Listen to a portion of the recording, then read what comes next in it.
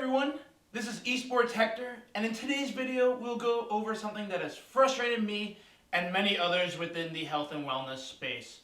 But before we go any further, please give this a like if you enjoy the content. Also, put a comment in, as it allows me to understand what you guys are actually looking for when I do produce this video content. So, without further ado, we just want to talk about an article by Stakester, a company that allows you to play your favorite video games for prizes. So it does a little bit of gambling.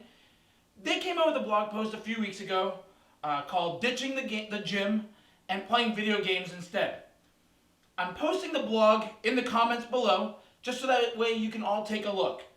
Now, media outlets talked about this, and I only found out about this through a colleague. So let's just say when I asked some of the journalists about getting a copy of the information that they had, and even Stakester, all I heard was the sound of crickets.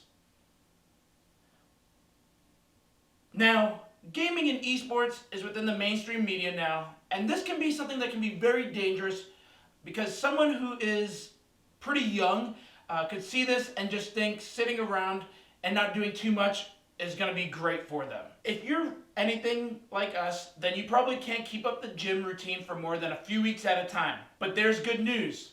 You can burn those calories by playing video games instead. There are plenty of things you can ask, such as why can't you keep up with the gym routine? Things like, are you bored? Are you hurt? Are you speaking to the protein shake maker at the front of the gym? When you use the phrase, "but there's good news," it sounds like I'm waiting to be sold a used car. So I'm going to go a little bit further into talking about the article right now. So for those of you who don't know me that well, I like to joke that I can be the grumpy old man with how I get when something comes up that's just improperly done. However, this article or blog post might just take the cake here. So let's just start off with there being no scientific method. You know, the thing we all learned as kids where we have a hypothesis that we want to test out and see whether or not that hypothesis is right or wrong. Yeah, that scientific method. Instead of using the scientific method, Stakester put devices to measure heart rate and energy expenditure. So let me just pause there for a second, because this is where DEFCON 2 gets alerted. I'm trying to be nice about this in all facets. They measured that in a 2-hour session, males burned about 420 calories and females burned about 472 calories. To make matters worse, they used 1,000 sit-ups as the equivalent of burning that many calories. This is where the smoke just goes out of my ears, because being in the fitness industry for 10 plus years, I never read anything in any scientific literature that mentioned sit-ups were the standard of good health. So, to be honest, some people have avoided doing sit-ups based on other research, but I'm going to move away from that conversation. At the end of their article or blog post, they ended with a PS, strength training and cardio is still a good idea. ... Like, somehow, that is even a question. Now I'm going to go into some things a little bit further that you may know, but maybe you don't. So hopefully you get something that you can walk away learning. Not all calories are the same. Calories from McDonald's is not the same as calories from making a salad or cooking a piece of chicken. The reason why is because you need to look at how dense a calorie is. Calorie density is how you can measure how nutritional a food could be, a food item could be. So now exercise is very similar. You can go out for a small walk about 20-30 minutes and burn calories more effectively than doing 1,000 sit-ups.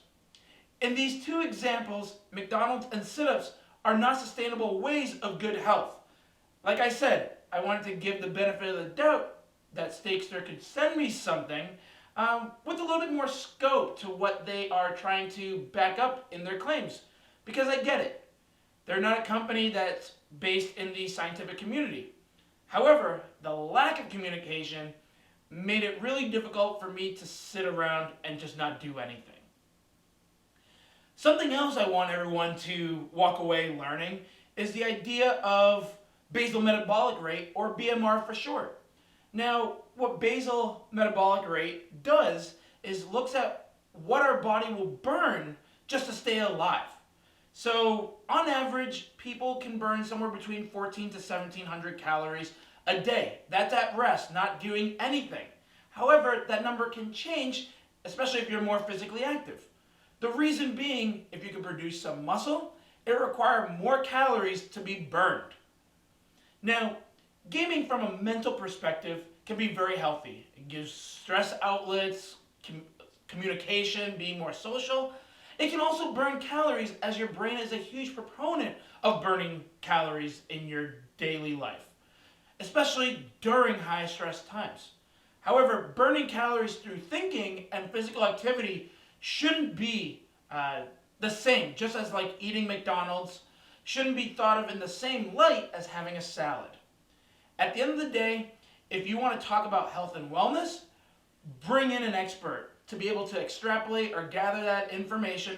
And that way you can put context to what you're trying to claim. The best example is if I told people that don't gamble that they shouldn't gamble because more often you're going to lose more than you would win. I don't have a right because it's not my place and it's such an overgeneralized statement. I have no idea. I'm not a huge gambler, so it's really hard for me to provide context other than just say a quick blurb just to get a reaction. In closing, if you like this content, if you could please give this a like, if you could put a comment. Again, I want to create content that allows everyone to be better equipped, build a better loadout so that way they can be a healthy gamer and a more sustainable gamer. Okay? So if you could please do that, I would appreciate it. Also, you can follow me on Twitter at esportshector. So as always, everybody, stay healthy and game on.